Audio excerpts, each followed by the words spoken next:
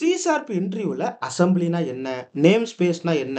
GAC அப்படிங்கிறது எப்படி பயன்படுத்தப்படுகிறது? இந்த மாதிரி சில கேள்விகள கேட்பாங்க. நெறைய பேரு சரியான புரிதல் இல்லாம பதில் சொல்றதுனால தப்பா பதில் சொல்லிர்றாங்க. இந்த வீடியோல ஃபர்ஸ்ட் இதற்கான தியரிட்டிக்கல் எக்ஸ்பிளனேஷன பார்க்கலாம். அதுக்கப்புறம் ஆக்சுவல் ப்ராஜெக்ட்ல எப்படி பயன்படுத்தப்படுகிறது அப்படின்னு பார்க்கலாம். சரிங்களா? ஃபர்ஸ்ட் அசெம்பிளிக்கான டெஃபினிஷன் என்னன்னா, assembly is a unit of deployment. இது டிஎல்எல் ஃபைலாகவும் இருக்கலாம், இஎக்ஸ்இ ஃபைலாவும் இருக்கலாம். விஷுவல் ஸ்டுடியோ சொல்யூஷன் எக்ஸ்ப்ளோரர்ல 2 ப்ராஜெக்ட்ட கிரியேட் பண்ணியிருக்கிறோம். ஒரு project type class library. Output டைப்ப பார்த்தீங்கன்னா, உங்களால புரிஞ்சுக்க முடியும். 2வது ப்ராஜெக்ட் டைப் கன்சோல் அப்ளிகேஷன். இப்ப இந்த ப்ராஜெக்ட்ட பில்ட் பண்ணீங்கன்னா என்ன நடக்கும்னா, பின் ஃபோல்டர் அப்படிங்கிற ஒண்ணு கிரியேட் ஆகும். அந்த பின் ஃபோல்டருக்குள்ள டீபக் ஃபோல்டர் ஒண்ணு கிரியேட் ஆகும். அதுக்குள்ள வந்து சில DLL files and exe file அப்படிங்கிறது பிளேஸ் ஆகும். ஃபர்ஸ்ட் என்ன பண்ணலாம்னா, இந்த கிளாஸ் லைப்ரரி ப்ராஜெக்ட்ட ஓபன் பண்ணிக்கலாம். இந்த ப்ராஜெக்ட்டுக்குள்ள பின் ஃபோல்டருக்குள்ள போயிட்டு டீபக் ஃபோல்டருக்குள்ள போய் பார்த்தீங்கன்னா, class library demo dot DLL class library demo அப்படிங்கிற நேம்ல நம்ம ப்ராஜெக்ட் கிரியேட் பண்ணியிருக்கிறோம். இந்த ப்ராஜெக்ட பில்ட் பண்ணும்போது இந்த ஃபைல் அப்படிங்கிறது கிரியேட் ஆகும். அதாவது டிஎல்எல் ஃபைல். இத தான் அசெம்பிளின்னு சொல்றோம். 2வது இந்த ப்ராஜெக்ட்ல போயிட்டு பார்த்தீங்கன்னா, கன்சோல் அப்ளிகேஷன்ல போயிட்டு பார்த்தீங்கன்னா, சேம் பின் ஃபோல்டர் இருக்கும், டீபக் ஃபோல்டர் இருக்கும். அதுல போய் பார்த்தீங்கன்னா, C sharp tutorial dot exe அப்படிங்கிற அசெம்பிளி ஃபைல் இருக்கும். இத தான் அசெம்பிளி ஃபைல் அப்படின்னு சொல்றோம். சரிங்களா? இந்த அசெம்பிளிய 3 வகையா பிரிக்கலாம். First private assembly. இந்த 2 ப்ராஜெக்ட்லயும் நம்ம பில்ட் பண்ணும்போது பின் ஃபோல்டர்ல உருவாகக்கூடிய அசெம்பிளிஸ் அப்படிங்கிறது அந்த ப்ராஜெக்ட்ல மட்டும் ஆக்சஸ் பண்ணக்கூடியதா இருப்பின் அதை என்ன சொல்லுவோம்னா பிரைவேட் அசெம்பிளின்னு சொல்லுவோம். 2வது சேட்டலைட் அசெம்பிளி. சில ப்ராஜெக்ட்ல சில இமேஜ் ஃபைல், சில ரிசோர்ஸ் ஃபைல் அப்படிங்கிறத கிரியேட் பண்ணியிருப்பாங்க. அப்படி கிரியேட் பண்ணும்போது அதை பில்ட் பண்ணீங்கன்னா அந்த அசெம்பிளி என்ன சொல்லுவாங்கன்னா சேட்டலைட் அசெம்பிளின்னு சொல்லுவாங்க. இந்த ப்ராஜெக்ட்ட அதாவது கிளாஸ் லைப்ரரி ப்ராஜெக்ட்ட எக்ஸ்பாண்ட் பண்ணி பார்த்தீங்கன்னா, REX அப்படிங்கிற ஒரு ஃபைல் இருக்கு. இந்த ஃபைல சேட்டலைட் அசெம்பிளின்னு சொல்லுவாங்க. 3வது சேட் அசெம்பிளிங்க. இந்த சேட் அசெம்பிளிக்கு இன்னொரு பேரு ஜிஎஸ்சி அதாவது globally assembly catch. For example உங்களுடைய சிஸ்டம்ல ஒரு 10க்கும் மேற்பட்ட ப்ராஜெக்ட் இருக்கு. அந்த எல்லா ப்ராஜெக்ட்லயும் சில அசெம்பிளி வந்து காமனா பயன்படுத்தப்படுகிறது அப்படிங்கிற பட்சத்துல நீங்க ஒவ்வொரு ப்ராஜெக்ட்லயும் தனித்தனியா ஆட் பண்றதுக்கு பதிலா இந்த ஜிஎஸ்சி அப்படிங்கிற ஃபோல்டர்ல போயிட்டு ஆட் பண்ணிக்கிட்டீங்கன்னா காமனா எல்லா ப்ராஜெக்ட்லயும் ரெஃபர் பண்ணிக்க முடியும். அதுக்கான ஃபோல்டர் பார்த்து தான் நான் உங்களுக்கு இங்க டிஸ்பிளேல கொடுத்துருக்கிறேன். மைக்ரோசாஃப்ட் டாட் நெட் அப்படிங்கிற ஒரு ஃபோல்டர் இருக்கும். அந்த ஃபோல்டருக்குள்ள போயிட்டு அசெம்பிளி அப்படிங்கிற ஃபோல்டர் ஓபன் பண்ணீங்கன்னா நீங்க எல்லா அசெம்பிளி ஃபைல்ஸையும் அதாவது சேட் அசெம்பிளி ஃபைல்ஸையும் பார்க்க முடியும்.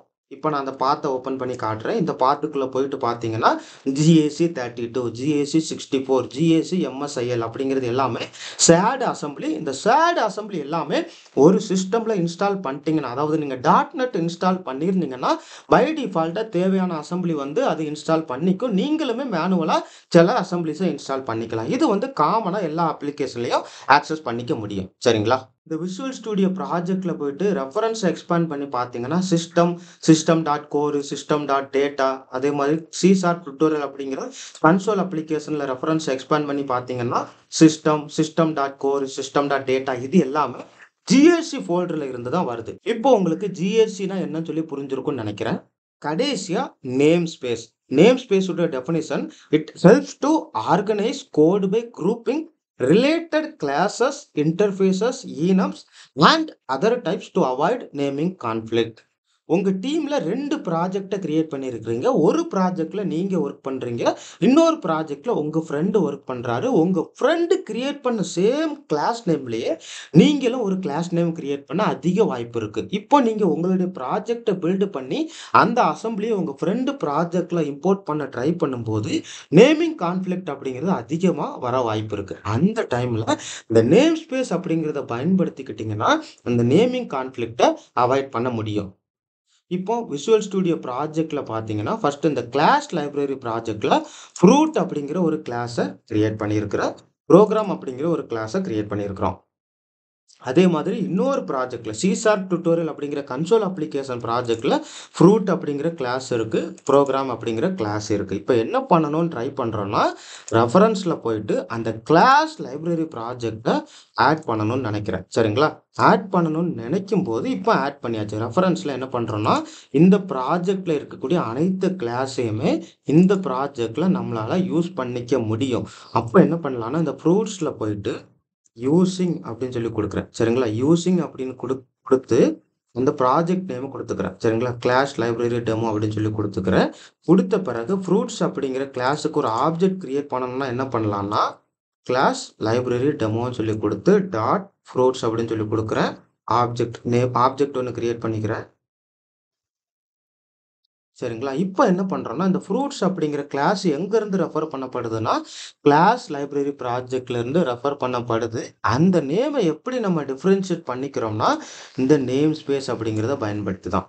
இந்த ப்ராஜெக்ட்ல எல்லாமே சி ஷார்ப் டியூட்டோரியல் அப்படிங்கிற நேம்ல நம்ம நேம் ஸ்பேஸ மெயின்டெயின் பண்றோம். சரிங்களா? 2 கிளாஸ நீங்க ஓப்பன் பண்ணி பார்த்தீங்கன்னா, நேம் ஸ்பேஸ பார்த்துக்க முடியும். கிளாஸ் லைப்ரரி ப்ராஜெக்ட்ல இருக்கக்கூடிய ஃப்ரூட் கிளாஸ ஓப்பன் பண்ணி பார்த்தீங்கன்னா, அதோடைய நேம் ஸ்பேஸ் டிஃபரெண்ட்டா இருக்கும்.